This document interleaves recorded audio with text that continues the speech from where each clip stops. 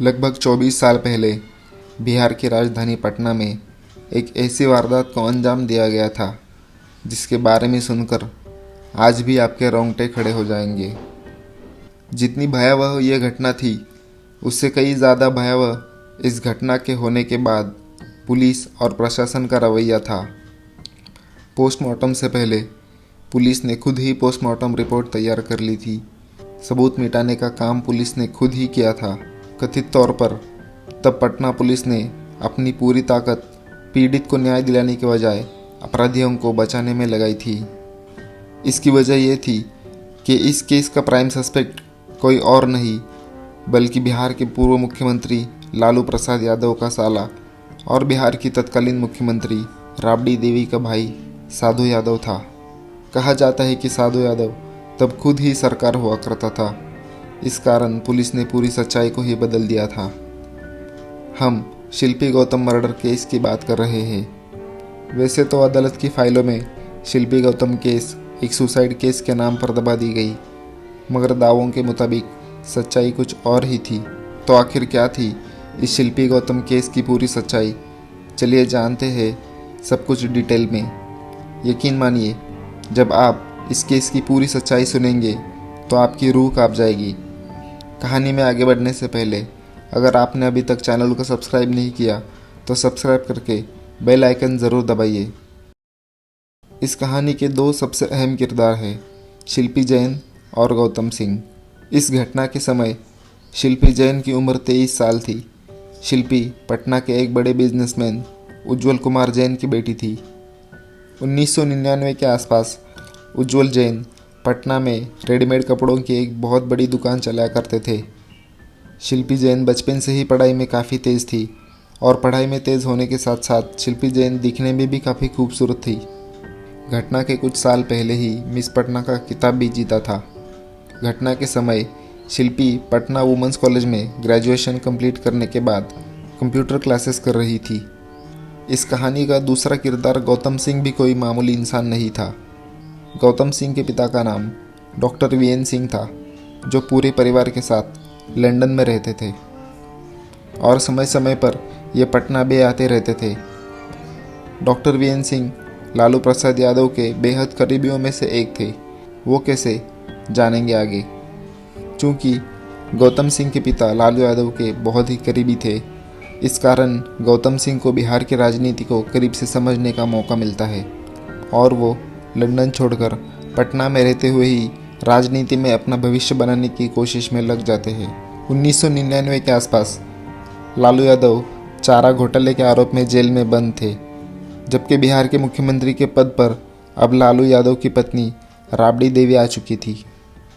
लालू यादव की गैर मौजूदगी में सत्ता चलाने में राबड़ी देवी के भाई यानी लालू यादव के साले साधु यादव काफ़ी अहम भूमिका निभा रहे थे। उस दौर के लोग यहाँ तक कहते हैं कि कहने को तो साधु यादव सहज एक एमएलसी विधायक थे, मगर वास्तव में उस समय साधु यादव ही सरकार हुआ करते थे। बड़े से बड़े अधिकारी साधु यादव के आगे पीछे लगे रहते थे, क्योंकि गौतम सिंह तथा लालू यादव के परिवार वालों की आपसी जान पहचान काफ़ी पुरानी थी। इस कारण गौतम सिंह को राजनीति में जगह बनाने के लिए ज़्यादा दिक्कत नहीं होती और जल्द ही उसकी जान पहचान साधु यादव से भी हो जाती है। साधु यादव का करीबी होने की वजह से गौतम सिंह को तेजी से पार्टी में नई पहचान मिलती रहती है। गौतम सिंह साधु यादव के साथ मिलकर पटना के मशहूर फ्रेजर रोड में सिल्वर ओक नाम का एक रेस्टोरेंट भी शुरू करता है, यानी साधु यादव और गौतम सिंह बिजनेस पार्टनर भी बन जाते हैं। शिल्पी जैन और गौतम सिंह दोनों ही पटना के ही थे तथा इन दोनों का संबंध रसूखदार परिवार से था। एक दिन शिल्पी की मुलाकात गौतम से होती है और पहले ही मुलाकात में दोनों ही एक दूसरे के दोस्त बन जाते हैं और देखते ही देखते इन दोनों की दोस्ती प्यार में बदल जाती है। दोनों एक दूसरे को टूटकर चाहने लगते हैं और साथ में रहने का भी प्लान करते हैं, मगर इन दोनों का ये ख्वाब अधूरा रह जाता है क्योंकि 3 जुलाई 1999 की रात शिल्पी जैन और गौतम सिंह की लाश गांधी मैदान थाने के अंतर्गत आने वाले एमएलए क्वार्टर के बंगला नंबर 12 के गैरेज में मौजूद मारुति जैन कार के अंदर मिलती है। दो बड़े घर से आने वाले लड़के लड़कियों की मौत की खबर से पूरे पटना में सनसनी मच जाती है। हर कोई जानने के लिए बेचैन हो जाता है कि इन दोनों की ये हालत किसने की है। जितने मुंह उतने तरह की बातें सुनने को मिलती है, मगर सच्चाई क्या थी कोई नहीं जानता था। वैसे तब क्या, आज तक कोई नहीं जानता कि सच्चाई क्या थी, क्योंकि इन दोनों की लाश मिलने के तुरंत बाद पटना पुलिस ने बिना किसी पोस्टमार्टम और विसरा रिपोर्ट के इन दोनों की मौत की वजह सुसाइड को बता दिया गया था। क्या सच में ऐसा ही था? शायद नहीं, क्योंकि पुलिस की थ्योरी से एक अलग ही चर्चा पटना की फिजाओं में तैर रही थी। चर्चा के मुताबिक 2 जुलाई 1999 को रोज की तरह शिल्पी जैन सुबह सुबह अपने कंप्यूटर क्लास के लिए घर से निकलती है। घर से निकलते समय शिल्पी जैन ने सफ़ेद रंग की एक कुर्ती पहनी हुई थी। घर से निकलने के बाद शिल्पी जैन एक रिक्शे पर बैठती है तथा अपनी कंप्यूटर क्लास की ओर निकल जाती है। अभी शिल्पी जैन का रिक्शा कुछ ही दूर आगे निकल गया था कि रास्ते में एक लड़का अपनी कार रिक्शे के आगे रोकता है और शिल्पी से पूछता है, तुम कहाँ जा रही हो?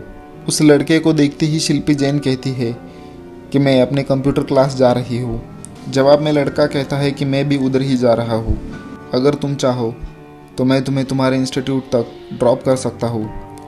कथित तौर पर यह लड़का कोई और नहीं बल्कि गौतम सिंह का एक करीबी दोस्त ही था, जिसे शिल्पी जैन भी काफ़ी अच्छे से जानती थी। चूँकि लड़का गौतम की जान पहचान का था और पहले भी कई बार शिल्पी से मिल चुका था, इसलिए शिल्पी रिक्शा वाले को किराया देकर रिक्शे से उतर जाती है और इस लड़के की कार में बैठ जाती है। कार कुछ देर तक तो शिल्पी जैन की इंस्टीट्यूट की तरफ ही बढ़ती है, मगर कुछ आगे जाकर वो लड़का कार को एक दूसरे रास्ते की तरफ मोड़ देता है। कार जब दूसरे रास्ते पर मुड़ती है तो शिल्पी जैन उस लड़के से पूछती है, इधर तुम मुझे कहाँ ले जा रहे हो? तब वो जवाब में कहता है कि अभी हम फुलवारी शरीफ की तरफ जाएंगे, जहाँ वाल्मी गेस्ट हाउस में गौतम सिंह रुका हुआ है और वो तुमसे मिलना चाहता है। जो लोग ये नहीं जानते उनकी जानकारी के लिए बता दे कि फुलवारी शरीफ पटना से ही लगा हुआ एक शहर है। वैसे तो आज फुलवारी शरीफ पूरी तरह से आबादी से भरा हुआ है, लेकिन 90s के आसपास काफ़ी सुनसान इलाका हुआ करता था। गाड़ी को दूसरे रास्ते पर मुड़ता देख पहले तो शिल्पी जैन घबराती है, मगर जैसे ही सुनती है कि गेस्ट हाउस में गौतम सिंह मौजूद है, शिल्पी बड़े आराम से लड़के के साथ जाने के लिए तैयार हो जाती है। जबकि तो सच्चाई ये थी, उस गेस्ट हाउस में गौतम सिंह मौजूद ही नहीं था। कहीं से इस बात की जानकारी गौतम सिंह को थोड़ी देर बाद लग जाती है कि शिल्पी को एक लड़का कार से फुलवारी शरीफ के वाल्मी गेस्ट हाउस में लेकर गया है, और ये बात सुनकर गौतम सिंह तुरंत ही परेशान हो जाता है और अपनी सफ़ेद रंग की मारुति जैन कार निकालकर गेस्ट हाउस की तरफ भागता है। गौतम सिंह के परेशान होने की सबसे बड़ी वजह यह थी कि राजनीति में बेहद करीब से जुड़े होने की वजह से गौतम सिंह को अच्छे से मालूम था कि उन दिनों वाल्मी गेस्ट हाउस बड़े बड़े नेताओं के अय्याशी का अड्डा हुआ करता था। अनहोनी की आशंका से घिरा हुआ गौतम सिंह भागते हुए वाल्मी गेस्ट हाउस तक आता है तो यह देखता है कि शिल्पी एक कमरे में बंद है और उसके आसपास कई लोग मौजूद हैं जो उसके साथ ज़बरदस्ती करने की कोशिश कर रहे हैं। ये सब देखकर गौतम सिंह भागता हुआ अंदर जाता है और वहाँ मौजूद लोगों को रोकने की कोशिश करता है, मगर वहाँ मौजूद लोग गौतम सिंह की एक भी नहीं सुनते हैं और उल्टा गौतम सिंह को मारने पीटने लगते हैं। गौतम सिंह को मारने पीटने वाले लोगों में कोई दूसरे लोग नहीं थे बल्कि गौतम सिंह के ही जान पहचान वाले नेता थे। गौतम उन लोगों से रहम की भीख मांगता है, मगर वो लोग गौतम की एक भी नहीं सुनते हैं। और फिर गौतम की अच्छे से पिटाई करने के बाद शिल्पी जैन के साथ बड़ी बेरहमी से दरिंदगी को अंजाम दिया जाता है और उसके बाद वहाँ मौजूद लोग शिल्पी तथा गौतम सिंह की गला दबाकर हत्या कर देते हैं और इन दोनों की लाश गौतम सिंह की ही गाड़ी में डाल देते हैं। फिर कार रातों रात गांधी मैदान के पास लाकर एमएलए बंगले के गैरेज में खड़ी कर दी जाती है। इधर जब देर शाम तक शिल्पी घर वापस नहीं आती है तो उसके परिवार वाले शिल्पी के दोस्तों और रिश्तेदारों को फ़ोन करना शुरू कर देते हैं। शिल्पी की खोज में आदमी भी लगाए जाते हैं, मगर कहीं भी शिल्पी का अता पता नहीं चलता है। यहाँ तक कि शाम हो जाती है और शिल्पी घर वापस नहीं आती है। थक हार कर शिल्पी के पिता स्थानीय थाने में जाकर बेटी की गायब होने की रिपोर्ट भी दर्ज करा देते हैं। कुछ ही समय बाद खबर आती है कि गौतम सिंह भी गायब है। इसके बाद दोनों की तलाश शुरू हो जाती है। दिन भर इन लोगों की खोज होती रहती है, मगर कहीं से कोई अता पता नहीं चलता है। इस खोजबीन में कई घंटे बीत जाते हैं। तभी अगले दिन 3 जुलाई 1999 की रात 9 बजे के आसपास अचानक से पुलिस की एक टीम गांधी मैदान के थाने अंतर्गत आने वाले एमएलए क्वार्टर के बंगला नंबर 12 पर पहुंचती है और गैरेज को खोलती है तो गैरेज के अंदर पुलिस वालों को गौतम सिंह की वही सफ़ेद रंग की मारुति जैन कार मिलती है। कार के अंदर तलाशी लेने पर पता चलता है कि उस कार में शिल्पी जैन और गौतम सिंह की लाश है।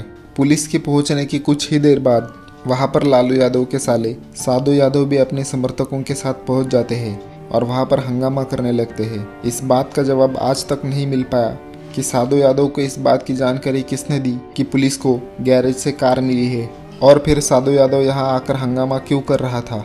इस राज से भी आज तक पर्दा नहीं उठा कि पुलिस को किसने खबर दी कि गैरेज के अंदर कार है और इस कार के अंदर शिल्पी और गौतम सिंह की लाश है। खैर, घर से तो शिल्पी सफ़ेद रंग की कुर्ती पहनकर निकली थी, मगर जब कार में उसकी लाश मिलती है तो कपड़े के नाम पर उसके शरीर पर गौतम सिंह का टी-शर्ट था, जबकि गौतम बिल्कुल नंगी अवस्था में था। इन दोनों की लाश को करीब से देखने वाले लोगों के मुताबिक लाश को देखकर पूरा अंदाज़ा हो रहा था कि इन दोनों को बड़ी बेरहमी से मारा गया है। शिल्पी के शरीर पर जूतों से पिटाई के भी निशान थे। साधु यादव के समर्थकों के बीच पुलिस ने तुरंत ही इन दोनों की लाश को अपने कब्जे में लेते हुए पोस्टमार्टम के लिए पीएमसीएच भेज दिया।